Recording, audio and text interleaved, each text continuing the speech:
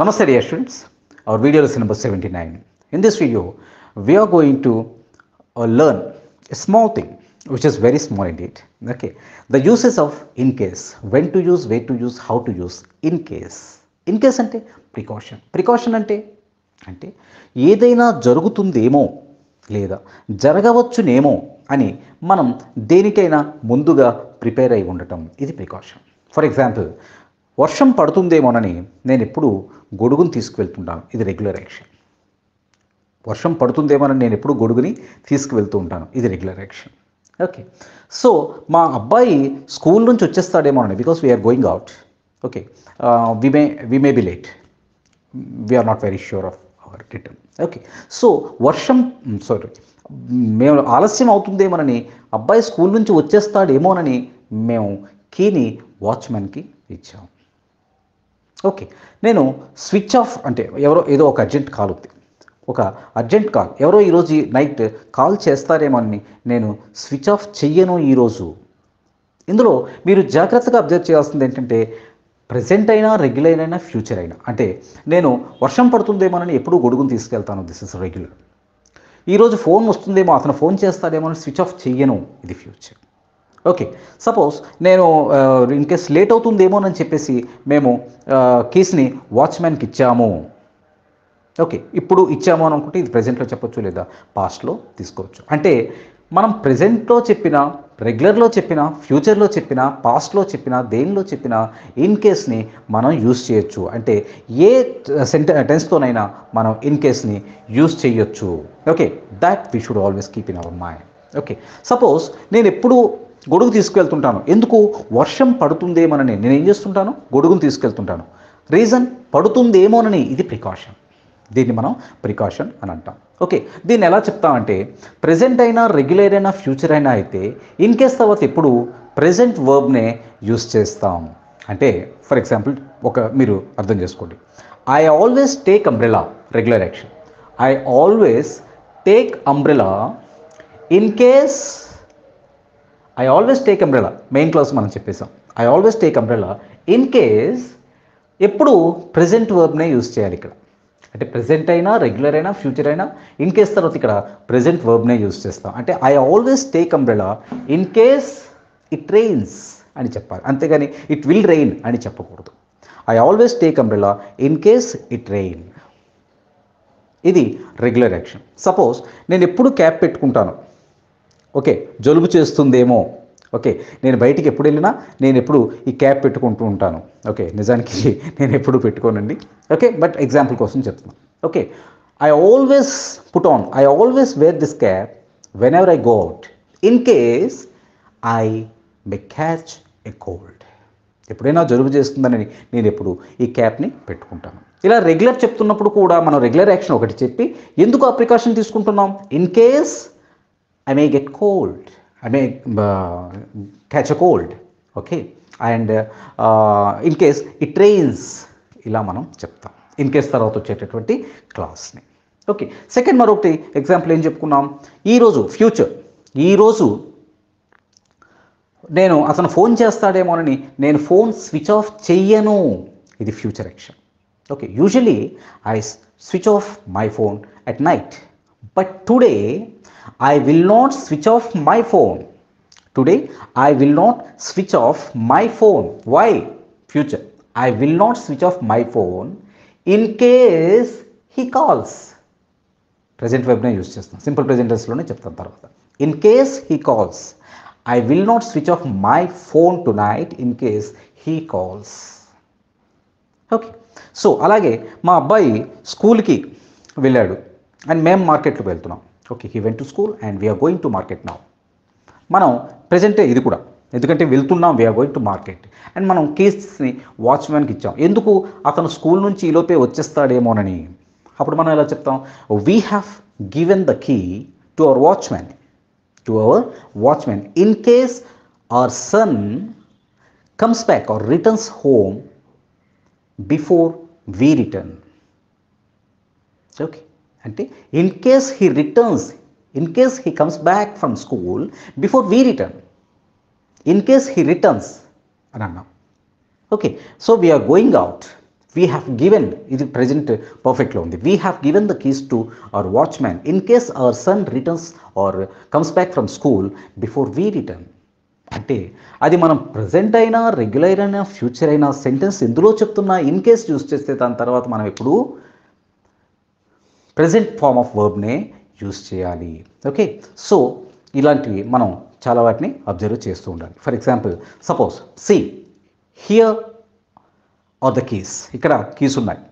Here are the keys of the car in case I forget later. నేను ఎందుకు remind చేస్తున్నాను? Here are the keys of the car in case I forget later. Okay, we take a swimming dress in case there is a swimming pool in the hotel. Okay, we're going out.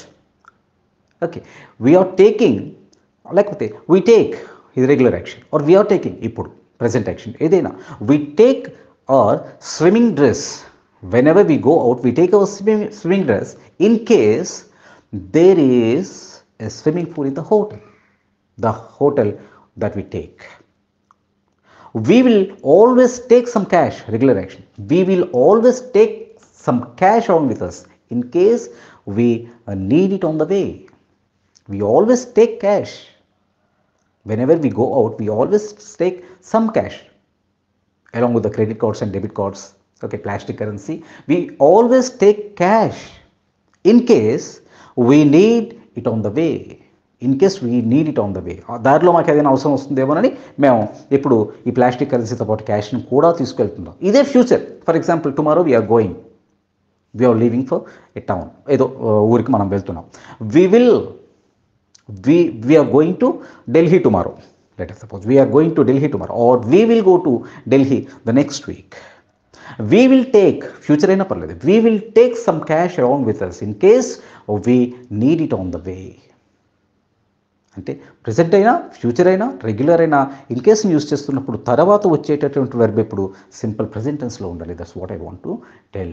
The referee wears, ఏదో ఈ football and ఈ referees ఉంటారు, they wear, the referee wears 2 watches in case one of them stops. అర్థమవుతుందా? My son is coming there, ఎక్కడికో my son is coming there. Okay, I will send his photo in case you cannot recognise him. Okay, my son is coming there, అక్కడెక్కడికో వస్తున్నాడు, ఎవరో మన friend phone చేశాం, my son is coming there. Okay, so I will send his photo, నేను అతని ఫోటోని పంపిస్తాను. ఎందుకు? ప్రికాషన్ ఏంటి? In case you can't recognise him, అతన్ని నువ్వు గుర్తుపట్టవేమోనని, గుర్తుపట్టలేకపోవచ్చేమోననే ఉద్దేశంతో నేను నీకు ఫోటోని పంపిస్తున్నాను. So present, regular, future, what ever in case వచ్చిన తర్వాత ప్రెజెంట్ వర్బ్ని యూస్ చేయాలి. That is rule. And past గురించి చెప్పినప్పుడు మనం ఏం చేస్తాం అంటే, అతను ఎవరో వస్తారని, లేకపోతే లంచ్కు ఉంటాడేమోనని. ఓకే, కొంచెం ఎక్కువ ఫుడ్ వండాము, అయిపోయింది, పాస్ట్ గురించి మాట్లాడుతాం. మనం కాస్త ఎక్కువ ఫుడ్ వండాం, ఎందుకంటే అతను వాళ్ళు రావచ్చేమోనని, ఎవరో గెస్ట్ వస్తారని, అందుకని వాళ్ళు వస్తారేమోనని చెప్పేసి మనం కాస్త ఎక్కువ ఫుడ్ని వండాము. ఇది పాస్ట్. ఇటువంటిప్పుడు ఏం చేస్తామంటే, పాస్ట్ సెంటెన్స్ చెప్తున్నప్పుడు ఇన్ కేస్ తర్వాత వచ్చేటటువంటి వర్బ్ కూడా పాస్ట్ వెర్బే అయి ఉండాలి. ప్రెజెంట్, రెగ్యులర్, ఫ్యూచర్లకి ఇన్ కేస్ తర్వాత వచ్చేటటువంటి సింపుల్ ప్రెజెంట్ టెన్స్లో చెప్తున్నాం. బట్ ఇక్కడ పాస్ట్లో చెప్తున్నప్పుడు సెంటెన్స్ ఇన్ కేస్ తర్వాత వచ్చేది ఎప్పుడు పాస్ట్ వర్బ్ అయి ఉండాలి. For example, we prepared some extra food, we prepared some more food in case they came. See the difference. We prepared some extra food or some more food in case they came. చూడండి, in case they came అంటే వాళ్ళు వస్తారేమోనని మేము కాస్త extra ఫుడ్ని వండాము. అదే రెగ్యులర్గా చెప్పాలనుకోండి, we always prepare some extra food in case someone comes. ఎవరైనా రావచ్చేమని కాస్త ఎక్కువే వండుతాం, మిగిలిపోతే we take it as dinner. Okay, so ఇది రెగ్యులర్. అలా కాకుండా ఈరోజు అతను వస్తాడేమో, we're not very sure of their coming, but we will prepare some extra food in case they come. ఇది ఫ్యూచర్. కానీ పాస్ట్లోకి వెళ్ళేసరికి ఎలా వచ్చింది? We prepared yesterday, we prepared some extra food in case they came, we prepared in case they came. ఇలా మనం పాస్ట్లో use చేస్తాం. For example ఇదే విషయాన్ని మనం ఫ్రెండ్కి ఇందాక అబ్బాయి ఎగ్జాంపుల్ చెప్తున్నాం. Okay, I sent a photo to him in case he couldn't recognise my son. We rang the doorbell. So we rang the doorbell and we rang the doorbell again in case they had not heard it. ఇలా మనం in కేస్ని ప్రెజెంట్లో చెప్పినప్పుడు in case తర్వాత present అయితే past actions చెప్తున్నప్పుడు in case తర్వాత past వర్బ్నే యూస్ చేస్తాం. ఓకే, అర్థమవుతుందా? సో దీన్నే మనం చెప్పుకున్నదే we will prepare some extra food, some more food in case they come. We always prepare some extra food, some more food in case someone comes. We prepared some more food, some extra food in case they came. This is the difference between present and past. అర్థమైందా? Okay, and in case తర్వాత మనం షుడ్ని కూడా use చేయొచ్చు. Should plus present form of verb. Okay, అంటే we prepare regular action లేకపోతే future action. We will prepare some extra food in case they should come అని కూడా అనొచ్చు. ఓకే, అయితే ఈ should plus present form of వర్బ్ని యూజువల్గా ఎప్పుడు యూస్ చేస్తామంటే పాస్ట్ టెన్సెస్తో ఎక్కువగా యూస్ చేస్తుంటాం. అంటే we will take suppose I wrote, okay, so he was telling the address, okay, his address. I wrote down the address in case I should forget it. Past. I should forget it. I wrote down. While he was telling, I wrote down his address in case I should forget it. దీన్నే ఇంకెలా చెప్పొచ్చు? I wrote down his address in case I forgot it. Okay, ఇలా అయినా చెప్పొచ్చు. I wrote down his address in case I should forget. I should తర్వాత మళ్ళీ past వర్బ్ని use చేయం. I should, general rule, I should forget it. Okay, I prepared, in that example, I prepared some extra food in case your friend should stay to lunch. Got my point? I prepared, mother says, I prepared, ఏం చేసింది ఆమె? I prepared some extra food in case your friend should stay to lunch. మీ friend ఉంటాడేమోనని నేను కొంత extra ఫుడ్ని prepare చేశాను రా. ఓకే, అంటే ఈ షుడ్ని యూజువల్గా మనం should plus present form of వర్బ్ని ప్రెజెంట్తో చెప్పొచ్చు, రెగ్యులర్తో చెప్పొచ్చు, ఫ్యూచర్తో చెప్పొచ్చు, పాస్ట్లో కూడా చెప్పొచ్చు. ఓకే, పాస్ట్లో, కానీ ఎక్కువగా షుడ్ని యూజువల్గా మనం పాస్ట్లోనే వాడుతుంటాం. అంటే I prepared some extra food in case your friend should stay here. Okay, so this is very very important. షుడ్ని యూస్ చేసినా పర్లేదు, షుడ్ని యూస్ చెయ్యకపోయినా పర్వాలేదు. ఓకే, సపోజ్ ఇలా చెప్పుకోవచ్చు మనం, I prepared some extra food in case your friend should stay to lunch. I wrote down her address in case I should forget it. ఇలా చెప్పినా పర్లేదు, డైరెక్ట్గా పాస్ట్లో చెప్పేసినా పర్లేదు. I prepared some extra food in case your friend stayed.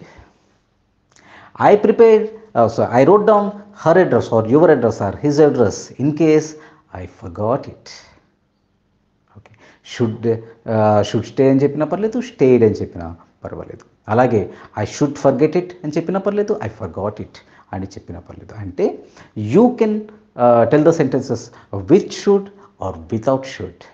షుడ్ని use చేసి చెప్పినా పర్లేదు, షుడ్ లేకుండా ఒక ప్రెజెంట్ రెగ్యులర్ ఫ్యూచర్లకు ఇన్ కేస్ ప్లస్ ప్రెజెంట్ చెప్పినా, పాస్ట్ని ఇన్ కేస్ ప్లస్ పాస్ట్ చెప్పినా పర్వాలేదు. ఓకే, సో మీకు ఈ ఇన్ కేస్ యూసేజ్ అర్థమైందనే అనుకుంటున్నాను. ఓకే, నెక్స్ట్ ఇన్ కేస్ తర్వాత హ్యాపెన్ టుని కూడా యూస్ చేస్తాం. హ్యాపెన్ టు అంటే జరగవచ్చునేమోనని. ఓకే, అప్పుడు కూడా మనం ఎలా చెప్పొచ్చు అంటే పాస్ట్ అయినా ప్రెజెంట్ అయినా ఏదైనా పర్వాలేదు. Okay, we took our swimming dress or things in case we happen to find a pool. Swimming pool. We took our swimming things in case we happen to find a pool, swimming pool. ఈ extra food ఐటమ్నే తీసుకుందాం మనం. Okay, I prepared some extra food, మనం ఈ ఫుడ్ని తీసేసుకుంటున్నాం. Okay, I prepared some extra food in case your friend happened to stay to lunch. అంటే మనం ఎన్ని రకాలుగా చూడండి, పాస్ట్లోకి వచ్చేసరికి I prepared some extra food in case your friend stayed. Past. షుడ్తో చెప్తున్నాం, I prepared some extra food in case your friend should stay to lunch. అంటే ఒకటి స్టేడ్ చెప్తే, రెండోది షుడ్ స్టే చెప్తాం. ఓకే, హ్యాపెన్తో కూడా చెప్పొచ్చు, I prepared some extra food in case your friend should happen to stay here. Happen to stay here. Okay, అంటే in కేస్తో past వర్బ్ని use చేస్తాం, should plus present వర్బ్ని use చేస్తాం, అండ్ హ్యాపెన్ టు అని చెప్పి happen to తర్వాత present form of వర్బ్ని use చేస్తాం. ఎలా చెప్పినా మీకు మీనింగ్ మారదు. మరొకటి ఉంది final. Okay, that is should plus happen to చెప్పినా పర్వాలేదు, షుడ్ ప్లస్ హ్యాపెన్ టు చెప్పినా పర్వాలేదు. ఫర్ ఎగ్జాంపుల్ దీన్ని మనం ఇదే ఫుడ్ ఎగ్జాంపుల్కి తీసుకుందాం. Okay, we prepared some extra food in case your friend should happen to stay to lunch. అర్థమవుతుందా? In case your friend should happen to stay అంటే మనం పాస్ట్తో ఒకటి తీసుకున్నా, ప్రజెంట్లో తీసుకున్నా, పాస్ట్ తీసుకుంటే మనం ఇన్ కేస్ తర్వాత పాస్ట్ వర్బ్ని యూజ్ చేయొచ్చు, అండ్ షుడ్ ప్లస్ ప్రజెంట్ వర్బ్ని యూజ్ చేయొచ్చు, ఆర్ హ్యాపెన్ టుని యూజ్ చేయొచ్చు, ఆర్ షుడ్ ప్లస్ హ్యాపెన్ టుని కూడా యూజ్ చేయొచ్చు. ఓకే, సో నాకు తెలిసి మీకు ఈ లెసన్ అర్థమయ్యే ఉంటుంది. ఓకే, యూజువల్గా షుడ్ ప్లస్ ప్రజెంట్ని మనం ఎక్కువగా పాస్ట్తోనే యూజ్ చేస్తాం. ఓకే, దీనిలోకి వచ్చేసరికి ప్రజెంట్ వర్బ్ని యూజ్ చేయొచ్చు, ఇప్పుడు ఆల్వేస్ ఇన్ కేస్ తర్వాత ప్రజెంట్ వర్బ్నే యూజ్ చేస్తాం.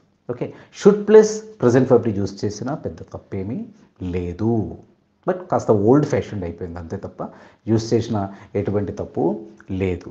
ఓకే, హ్యాపెన్ టుని ప్రజెంట్తో కూడా యూజ్ చేయొచ్చు. ఓకే, హ్యాపెన్ టు అని ప్రజెంట్ ఫార్మ్ ఆఫ్ వర్బ్ని యూజ్ చేస్తాం. ఓకే, షుడ్ ప్లస్ హ్యాపెన్ టుని కూడా యూజ్ చేయొచ్చు.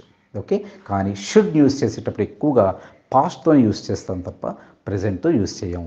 ప్రజెంట్, రెగ్యులర్ అండ్ ఫ్యూచర్ యాక్షన్స్తో ఇన్ కేస్ తర్వాత ఎక్కువగా ప్రజెంట్ వర్బ్, సింపుల్ కూడా కదా, ప్రజెంట్ వర్బ్ని యూజ్ చేస్తే సరిపోతుంది. సో చెప్పుకున్నాం కాబట్టి దీంతో కొన్ని ఎక్సర్సైజ్ చేస్తే ఆటోమేటిక్గా మన టంగ్కి ఇది అలవాటు పడుతుంది. Right? Okay, thank you very much my dear students.